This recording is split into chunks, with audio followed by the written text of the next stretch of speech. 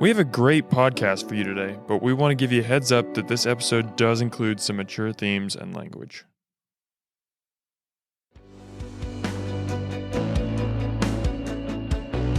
Hey there, King of Kings family. This is Dan Hoppen, the Director of Small Groups at King of Kings, and I have an exciting announcement for you today. You would be shocked at just how much compelling content and interesting insights get left on the cutting room floor when one of our pastors gives a Sunday message. They just have so many fascinating observations, ideas, and revelations that they can't fit them all in just that tight little 35-minute package. But that is why we are so pumped to launch this new part of the Beyond Sunday podcast network called simply Beyond Sunday Sermons. In these episodes, our Director of Ministry, Mike White, and I will dive deeper into the topic addressed in that Sunday's message, further unpacking some of the ideas introduced in that recent message. Mike, what made you want to start this podcast series? Well, I think like you said, when you're prepping a sermon, there's always extra content. And so you have a limited amount of time on stage, whether it's 30, 35, 40 occasionally by me. But there's always extra stuff. And then you get feedback, and there's other conversation. And with this one specifically, I think it just kind of touched a nerve. And I think the church fails to talk about sex and pornography, and it's a deeply felt need, and it affects us all. And I shared a lot of my journey about that. And so I'm just excited to go deeper in that today. Right. That's what we're going to get into. So, this is a great sermon to start on. On October 2nd, you, as part of the Terrific Servants, Terrible Masters series, you gave a message that was focused on the topics of sex and pornography. And that message sparked a lot of, I think, healthy conversation, and our staff got all kinds of feedback about it. I know a lot of people approached you about it. So we kind of wanted to further dive into how the capital C church addresses sex and how that matches the precedent set forth in the Bible. And to do so, we wanted to have an expert on with us, and that is our guest today, Stef Rowe, who is one of our fantastic counselors at the CORE here at King of Kings. Stef, thank you so much for joining us today. Thank you for having me. Truly glad to be here. So before we dive into the topic, I'd love to get to know you a little bit more, Stef, and get your credentials out there for the audience. Can you tell us a little bit about yourself and your work journey? Yes, thank you. I'm a licensed counselor. I've been working back in the CORE here inside King of Kings for about 7 years, and I've been a licensed counselor since 2006. All right. So yes, we do have an expert in our midst, Mike. We have to be on our best behavior. Yeah, I'm not. But I think it's so good. I've worked with Stef for years on a variety of things, from strengths and just staff counseling, my own counseling. But yeah, very experienced. I think from a woman's perspective is really helpful. We can think we know certain things from our wives or whatever, but man, having an expert like Stef, is so excited about this. I'm thrilled to be here. I was raised in the church. A lot of the messaging that I have gotten around purity and sex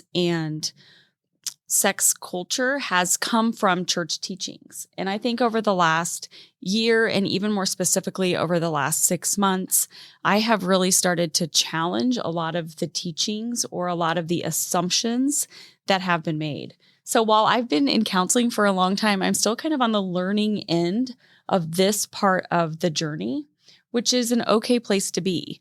But I'm not necessarily a sexpert or an expert in sex or a sex therapist. And in fact, Mike and I got to talking about this because of a book I read and the sermon that he preached and the things that we were seeing overlapping in both what I was seeing in my own reading, in my own journey, and in the field of work that I do. Well, let's get into that a little bit.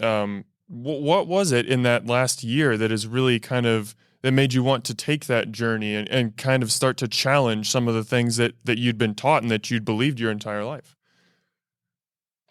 I think some of it didn't start to add up. I don't necessarily know that it started with sex. I think some of it started with some things like some parenting advice and some parenting books that I had read along the way. That led into kind of a talking back to purity culture, which is a good book that I read. I think it's been early this year. I also read The Great Sex Rescue, which has been an incredibly interesting book. And as I started to look at those books, again, I talk to just so many people every week, so I'm talking to lots of people. I'm an unsafe person to hang out with because I like to talk about really uncomfortable things all the time. And so I'm talking to maybe my family or my friends, certainly the people that are in my office to some degree, about these things that I'm starting to go, okay, wait a minute. So we developed an entire parenting strategy around one verse that may or may not have been taken out of context and developed a lot of stuff to go behind it that we considered gospel truth. And really, most of it was well-intended, perhaps said by Christian experts, perhaps. But I really started to say, does this Bible really say that? And then that started to carry over into other areas of my life, including some of purity culture, and then again, into some of the issues that we see around sex. Just for clarity's sake, what was that one verse? Raise up a child in the way he should go, and when he's old, he won't depart from it. And all of these ideas about how we train up or raise up children, I think well-intended, good ideas, but have really started to give people a formula that is disproven or that doesn't always work that way. Mm-hmm. I would say this too. This whole idea of human behavior is incredibly nuanced. It's tricky. It's difficult. Everybody is different. Every person is different. Every child is different. Every marriage is different. Everybody's experiences in life and what they bring into relationships is different. And so our attempt to kind of boil all of this down to 3 main points in 27 minutes on a Sunday morning, or even into 150 pages on a book that we're going to sell at the bookstore, falls short at some degree. Even our podcast today will fall short to some degree because we're trying to simplify and talk about an extremely complicated and nuanced topic. Right. We'll definitely do our best, but you're right. It's impossible to hit on just all the millions, billions of facets that there are here. Yeah, I love you calling yourself an unsafe person. That's great. Let's dig in. I think, like I said in the series a few times, the church should be the ultimate place to be able to talk about uncomfortable things and really wrestle with and say, is this biblical? How's this playing out in society and the church? Okay, Mike, so let's dig into that. You are obviously passionate about giving a message on this topic originally, and then you got a lot of feedback. And I know from being in the message planning meetings that there was a lot that you wanted to touch on that you just couldn't fit into your message. So just kind of overarching question, what kind of feedback did you get after teaching the message, and why did you feel so strongly about continuing this conversation, having this podcast today? Yeah, I think I said in the teaching team meeting, it was kind of 3 or 4 sermons compressed into one. And you could just take books and upon books and just keep elaborating on things. So I think it was to scratch the surface. Let's start the conversation. Thankfully, the feedback's generally positive. I don't know if I'll get a lot of negative stuff. People probably don't tell you that. But I think it was just such a felt need that people hadn't talked about. And maybe it demystified some stuff and helped parents have conversation. There was a lot of specific feedback from parents on thank you. I was able to talk to my 12-year-old about pornography or about sex and just open this conversation. So maybe it's a catalyst for more conversation and continuing. That's what I hope today we continue this journey on, see where we go. What were maybe 1 or 2 of the things that you really wanted to hit on in that message but didn't get an opportunity to? I don't know if there was stuff that I didn't. I think it was the digging deeper. I mean, I think personally there's probably sex within a marriage context. And I think that was the cool God timing with Steph a week ago, because I hadn't seen her in months. And we saw each other in the hallway, and she just finished this book, The Great Sex Rescue, and a friend had sent me that podcast after my sermon that I'd been listening from the author as well. And so there was kind of some new things. I know my wife and I processed and listened to it together. And there were handles that we'd learned over the years where like, yes, those are words to what we've been feeling and experiencing. So I think that's probably a whole nother area within a marriage, is how do you work through and talk about sex in a healthy way in marriage? And what are false expectations you brought in? What did society paint a certain way? And then how do you work through that kind of stuff? So I'll open this up to both of you, and this can refer to The Great Sex Rescue, the book, or the podcast that Mike is referencing that the authors did. Just what were your main takeaways? As you read that book or listened to that podcast, what did you find compelling, or what were like the aha moments of, oh man, why don't we talk about this? I would say I agree with Mike that I think the main thing that it did was it helped give language, or help put your thumb on maybe some things that you knew kind of up in your head somewhere, but you might not have had the right words to say. Or at least that was the case for me.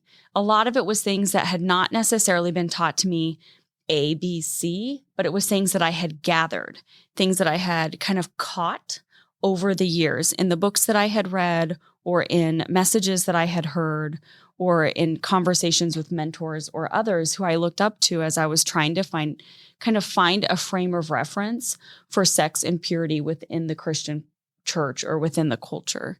So I would say a couple of the big ones for me, one was that, they kind of gave language to the idea that sex is for men, that sex is for a man's release, for a man's enjoyment, for a man's orgasm, and kind of challenging that to the idea that perhaps a woman's enjoyment should also be considered, that women's sexual dysfunction should also be considered, that sex should be mutually pleasurable, mutually intimate, and that it's not necessarily just sex is for men. I think that another thing that really put a thumb on it for me was the high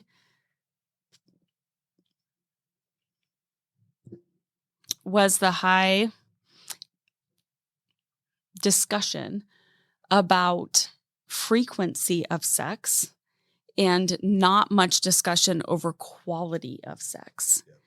And in fact, most books are starting to paint pictures like, this is such an important thing for a man and it's such a small amount of time that you can do, so why wouldn't you?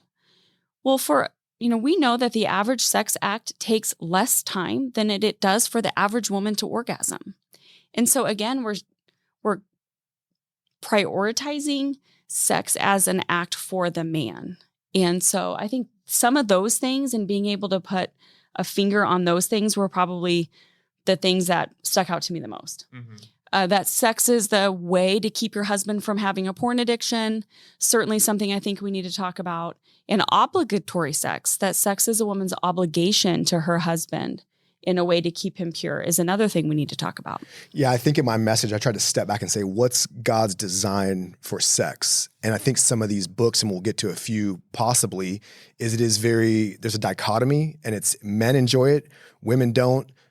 There's a duty culture, I think, that's been impressed upon wives. Steph, I'm curious your journey and what messages you got. I know my wife's heard that at women's conferences and things like that, where it's just your duty. Whereas God designed this for mutual, for it's physical, emotional, it's sexual, obviously, but spiritual. Like these are all wrapped into one thing, and it's great, but it's for mutual pleasure. I think the whole duty culture that was really eye opening. I think the author Sheila, she talked about intercourse versus sex, and that those are very different things. And I thought that was really eye opening. And that's been some of the narrative that some of these books have put out, is it's all about intercourse for the man, period. And if you don't, these are the consequences you, wife, are putting on your husband. He's going to look at porn or have an affair.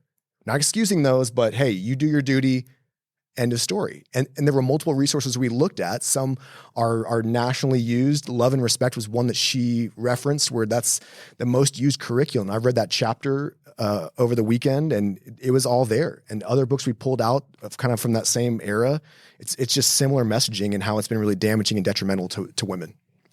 Well, I think it's just so interesting. I mean, you look at the best book ever written about sex is Song of Solomon. The woman is just as excited as the man. Like, right. It is a mutual act. It's not the man is excited and the woman's like, oh, okay, it's wedding night. Let's get this thing over with. It's an act of pleasure for both. And I think that we, like you guys both said, we need to highlight that more. Steph, I would love to, Mike kind of asked there, and I jumped in with my little thing there, but Mike asked, just kind of what your journey has been like and the things that you've been taught growing up. I know that you touched on this a little bit, but I'd love to just hear more about some of the things that you were taught that in this last year or last however long where you've kind of been going on this journey, you've started to question some of these things and be like, why are these the things that we're teaching and believing? This just isn't right. Right. I think that probably some of the things that started this was taking a closer look at purity culture and some of the messages that purity culture has sent to us. So purity culture, kind of maybe 90s discussions about staying pure before your marriage. And, I tend to give people the benefit of the doubt, and perhaps that's a weakness of mine, but I tend to believe the best of people. I really don't think that anybody who was teaching me as a young person had any intention other than to help me walk out my faith in a practical way that would bring honor to God and to my future spouse. The church has been so good to me, almost every good thing I have from my life, I can point back and thank the church for. So when we talk about some of this stuff, like, it is difficult to see and admit that perhaps some of these teachings did more harm than good. And yet at the same time, I hold loosely that people were doing the best with what they had and that they were trying. But I think the idea that there's kind of some promises that are made. If you abstain from sex before you're married, then you're kind of given a pseudo-biblical hope that you're going to have great sex after you're married, that you'll be blessed with lots of kids after you're married, that you'll have a lot of sex after you're married. Just if you can just save. And of course I think part of this is just living life and turning 40, talking with people now for over 15 years in my counseling office. Of course, there's going to be people who had sex before they were married who have great sex lives when they are married. We know people who are incredibly faithful to God, who abstained from sex or didn't, who have extremely Christian marriages and have trouble conceiving. We kind of made a bunch of promises that now we're trying to cash in on, and that's not necessarily the case. And a lot of this stuff came across to me because people were repeatedly coming to me asking me how to talk to their kids about sex. And they were acknowledging that the messages that they received as young adults about sex and relationships had not served them well over time. And so how can we do better by our own kids and in the next generation? So I think a lot of this kind of started coming across my view more from a parenting perspective than it necessarily did a sex perspective. But how do we think about, and teach other people about sex? Yeah, that's good. And I would say too, I think my expectations I shared were false coming into marriage. And I don't think we had anyone really walk with us, or we didn't have like a healthy older mentor couple to talk and walk through like the practical side. And so I don't want to say it's the blind leading the blind, but in some ways it can be. And you don't know how to talk about it as a husband and wife. And so I don't know if we always set couples up for the best. There's false expectations. They aren't walked with somebody and they get to an impasse, and it's tough. And that's when you step in as a counselor sometimes and start working with people, Sometimes. Maybe. And sometimes we don't really put a finger on the fact that this is even in the arena of things that need to be discussed until, much later down the road. Shows up in lots of different ways. What about, and just like love and respect, there's a lot of great stuff in that book. And then there's some potentially damaging stuff. You mentioned purity culture. What would you say is a downside of that, or how has that kind of sent young women off, particularly in a negative way? Yep. I think the extra biblical promises of a good marriage, lots of kids, great sex, as long as you wait. And I think that for women in purity culture, they're really seen as the breaks. So kind of boys will be boys. Boys can't help themselves. This is a side effect of testosterone or puberty or growing. So boys can kind of push the envelope as far as they can, as far as they need to, because it's a girl's responsibility to put on the brakes and to stop things. And I think that message is subtly or even maybe more overtly given to women, has been given to women in the past. I think that creates it creates an extra obstacle then when a Christian woman gets married, when her brain has for the last 10 years been the brakes, and now it's expected to be the gas pedal, to be the initiator, to be eager, to be ready, to want to have sex regularly, is asking a lot of a woman's brain, when for the past several years it's been, don't do it, this is bad, I can't let this go too far, pump the brakes, pump the brakes, pump the brakes. Yeah, that's a lot. I know intertwined with that, if you do have sex before you're married, I think you can be painted as impure, as broken, as whatever. I've seen different illustrations of mixing Play-Doh together of different colors, and you can't like undo it. And it's like, what? Yeah. So some of this messaging is really potentially toxic. And that's an interesting perspective from a female of break, break, break, break, all gas. And the guy is just charged with testosterone and sex driven. And you've got to navigate that. And then I think it continues in marriage. So now we still see kind of this boys will be boys. Men are probably going to look at porn or have an affair if they don't get regular and more frequent enough sex. So again, we're kind of putting the pressure on the woman to perform, to be eager, to have sex. The book talks about, and evangelical culture has talked about for a long time, the 72-hour rule, which has no physical standing and really no research base. but that men need sex every 72 hours. And if they don't, their eyes are going to wander, they're going to fall into lust or fall into an affair. And a lot of Christian women were taught this very plainly and also kind of subtly through different messages. And that's a tricky thing. So we go from being the brakes to being the initiator at least every 72 hours and really keeping tabs on that so that we don't accidentally go too long. I had never heard that before. Did you hear that before you read this book? Oh, for sure. Really? Okay. I would That's say shocking. most evangelical women had, but when I had this conversation with my spouse, he was like, what? Wait, what?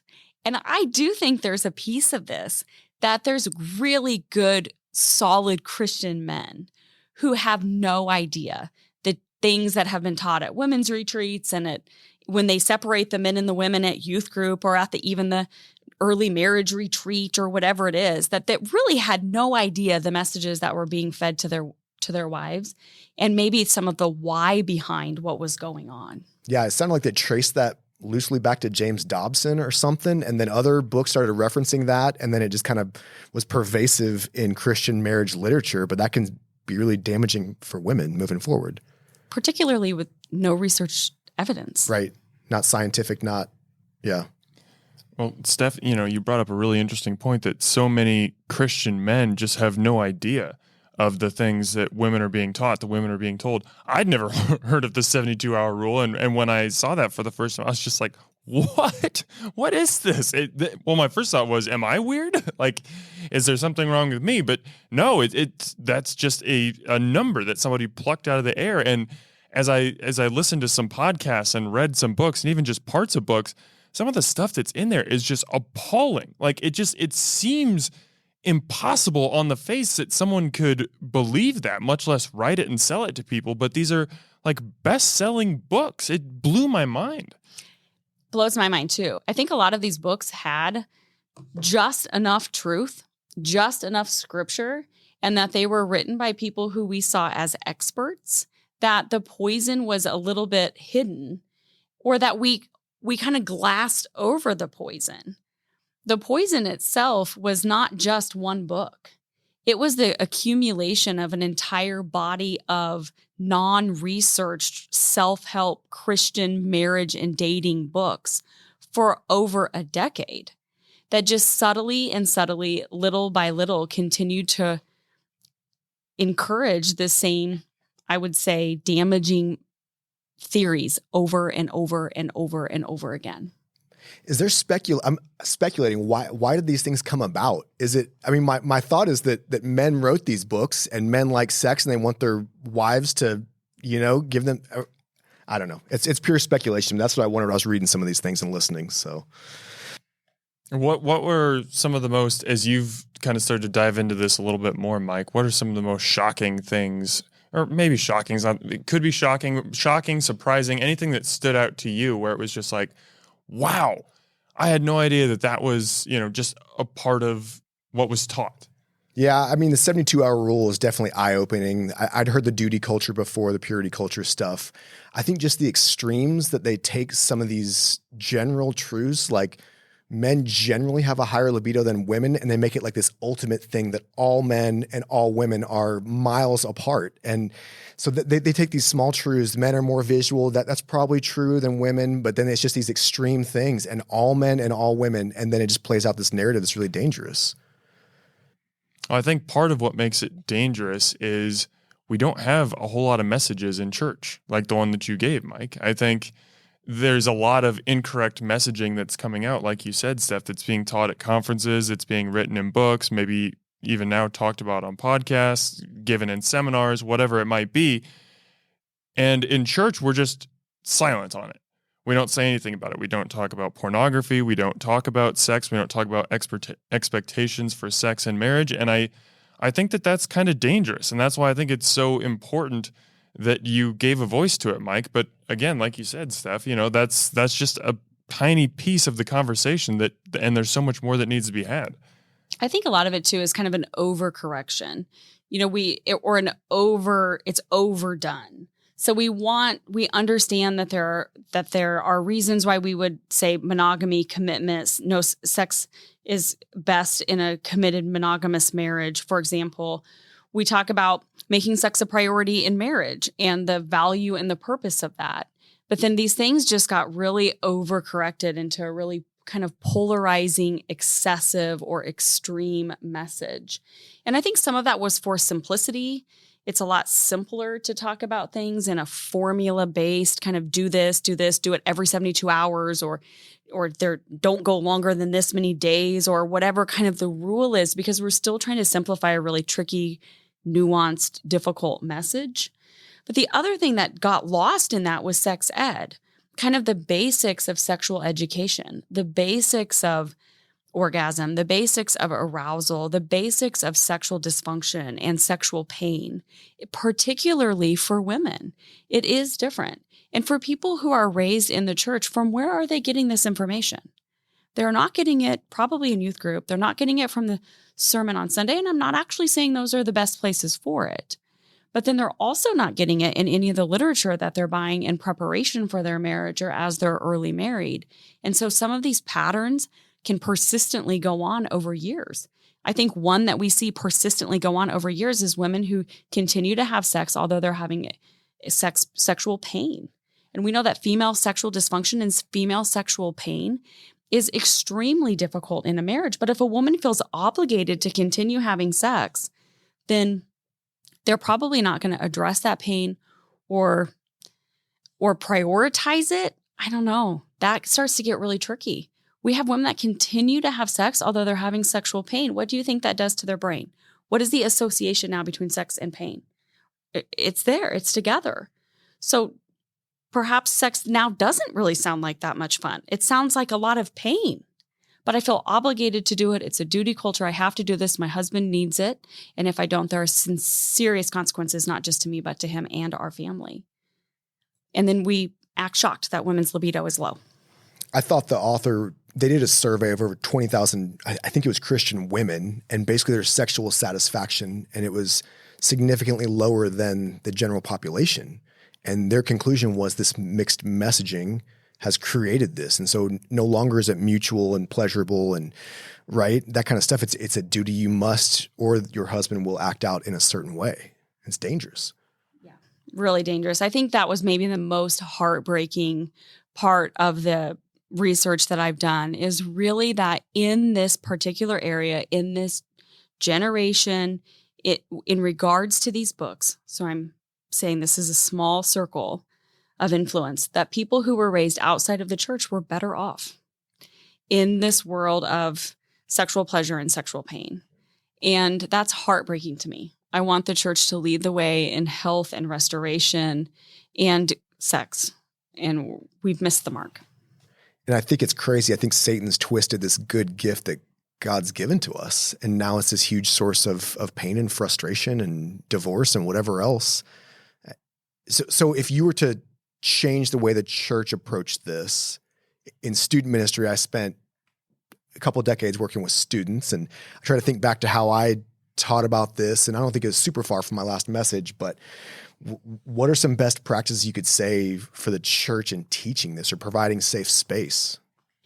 Probably more than I can think off the top of my head, or that we could even, that'd probably be could be its own entire podcast series, right? But a few things that come off the top of my head. We could talk about things as people, not necessarily as men or women. So lust is something that some people struggle with.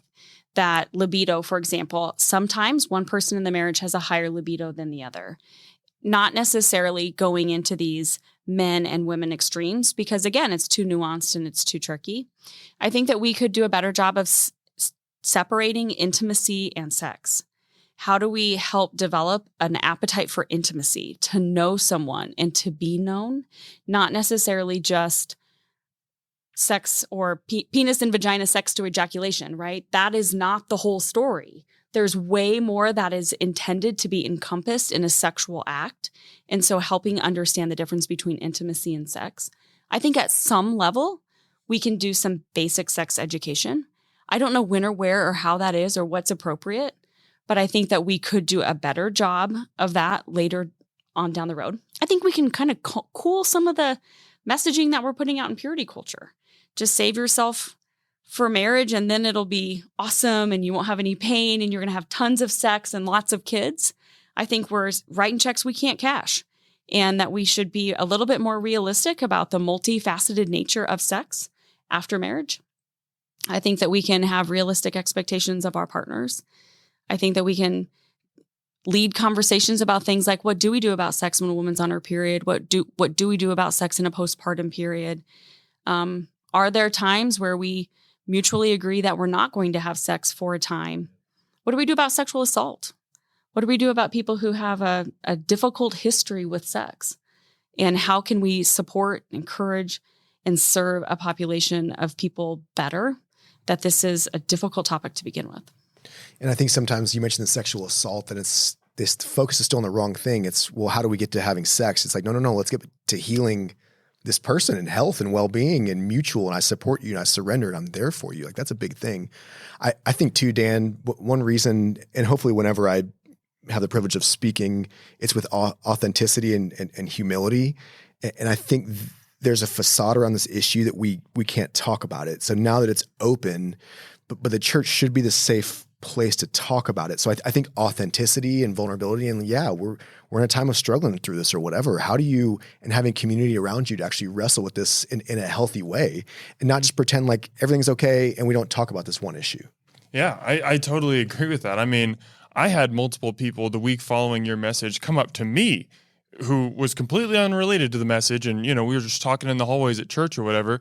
And they were telling me about the struggles that they'd had, or just how they felt like they'd encountered incorrect messaging. And I was just like, wow, this is good. These are things that people have kept bottled up for who knows how long, maybe years, maybe decades. And finally they feel like it's okay to just pull back that curtain a little bit. I want to add on one more thing that I think that there's just a real opportunity to provide better education on. And I didn't go through marital counseling at King of Kings. My wife and I did it elsewhere, so I'm not sure. Maybe that is a part of our counseling here. But I think just setting expectations for sex in marriage. I know my wife and I, we entered both our wedding night and just our relationship with widely different expectations for what sex life looks like in marriage based off of the things that we had been taught, not even just by the church, but by pop culture, by movies, by our friends. And those were such different messages that took us a while to be able to kind of come to an equilibrium and come to an understanding of me seeing where she was coming from, the things that she'd been told, the things that she was feeling, and not just looking at it from my perspective. I think if we could have had those conversations before marriage, started to talk about that stuff and say, okay, neither one of us has a correct view of what sex and marriage looks like. But if we talk about it and talk about what we're comfortable with, and we talk with, Mike, you mentioned, like a couple that's older than us who's been through this, maybe we can come into this thing and avoid some of the bumps in the road that we encountered. Yeah, I had a good friend and his wife, I think, that went through a secular class on sex, and the whole expectation thing is huge. And so I think life's all about expectations. If you look at most of our frustration, it relates to some missed expectation, okay? And I think sex is just one of those great areas. But anyway, there was this checklist of what was okay and what wasn't okay. And it got really granular on, when I walk by, can I touch your butt or something like that? And it's like, oh, huh. But it just really disarmed any missed expectation on all these specific issues surrounding just physicality, intimacy, sex. And it just helped have conversation in a healthy way that we're on the same team. We're approaching this together. Here's a great tool. But I think we missed that tool. I think I shared with you, we had same thing with us. I don't think we had great setup leading into marriage and faced some challenges.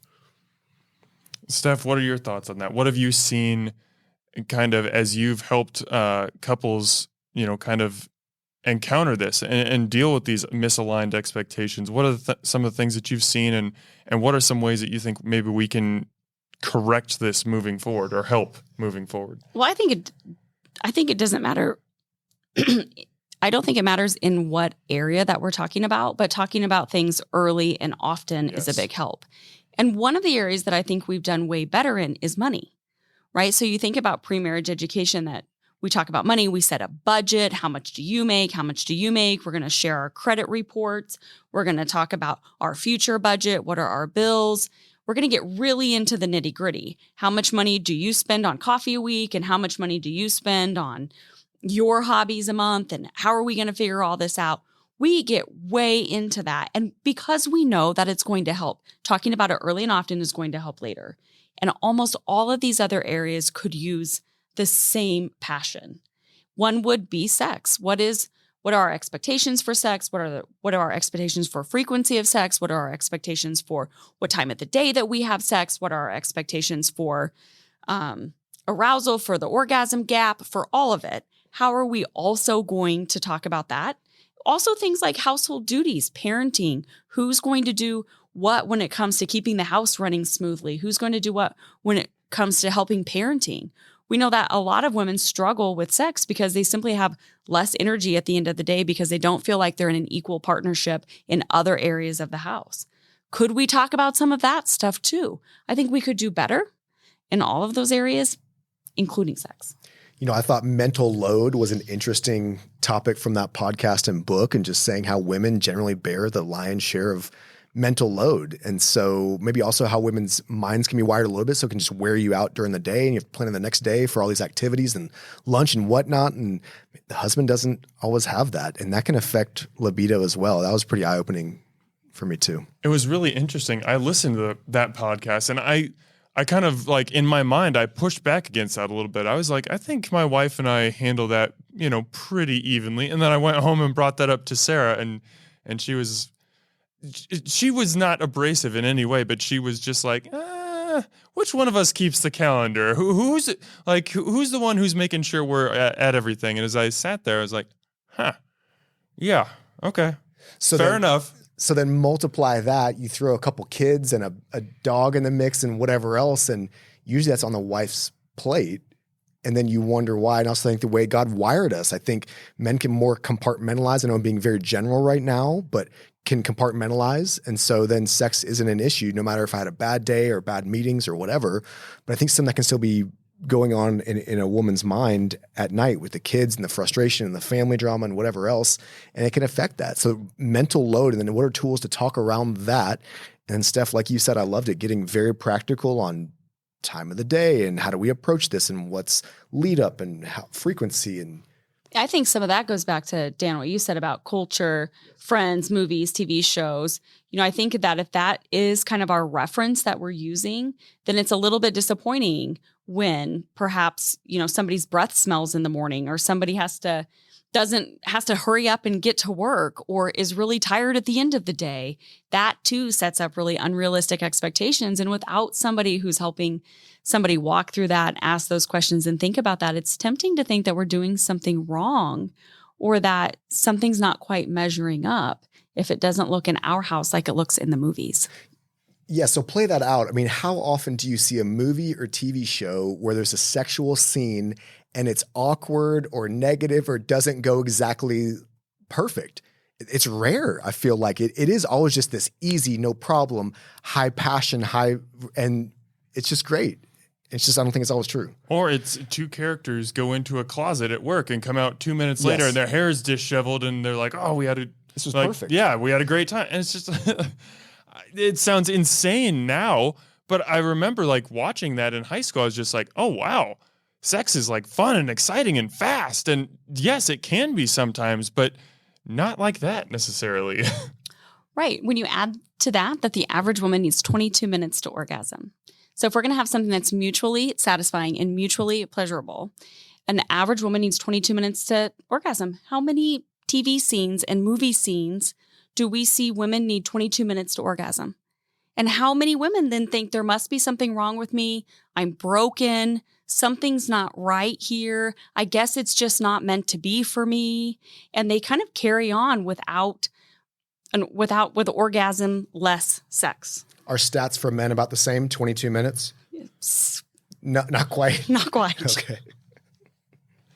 So we've had a great conversation here today. We're running a little bit low on time, but as we wind down, I would love to just kind of hear from you guys if there's a takeaway, a main point that someone is listening to this today and you want to leave them with that one concrete thought in their head as they turn off their phone and move to the next part of their day. What would that be? one thought's hard when I had 12 thoughts in a sermon. I mean, I think I would say what has shaped you sexually? Is it true scripture? Is it the way God designed it? Is it social media? And then how's that playing out specifically in a marriage context? How's that playing out in your marriage? And so I think we need to do an autopsy, like Steph was saying, and digging back and seeing what messaging we've received and how that's shaped us and how's that playing out in our marriage right now. And we've all been shaped by something that's generally a little bit off, I think. To what degree can vary, but then what do you do now? And I think raising your hand and saying, let's call a timeout, let's have a conversation, let's in some cases bring in outside help, like a counselor like Steph or somebody like that, to actually help us dig into this and reset expectations and have a healthy conversation. I think for me it would be twofold. One would be that women matter, that sex is not just for men, and that sex is intended to be intimate and mutually pleasurable. And if that's not the case, how can we have some conversations about thinking about that more or better?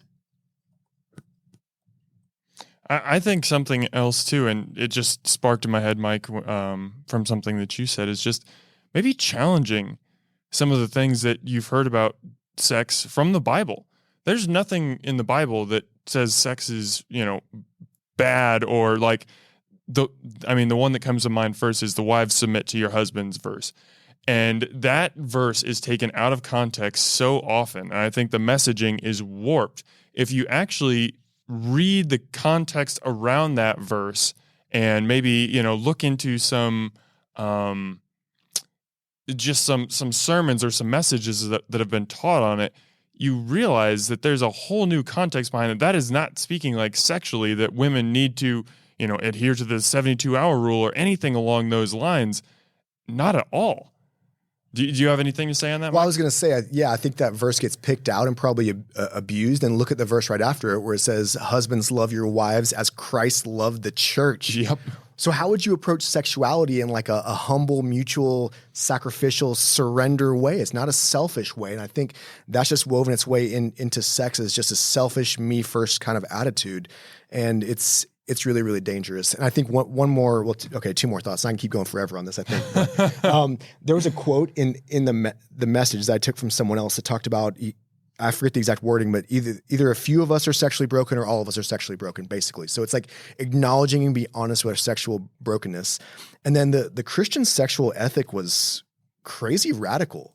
I mean, it was so radical in Roman culture. I mean, wives were your property. They didn't have rights. I mean, men could basically do what they want. And then 2,000 years ago, here comes this sexual ethic that's so beautiful and reciprocal and mutual. And that's the 1 Corinthians 7 context, where men and women are both lifted up and both desires and both pleasures and both it's mutual. It's like, wow, this is really beautiful. So I just think God's idea for sex played out in the right context is the best way.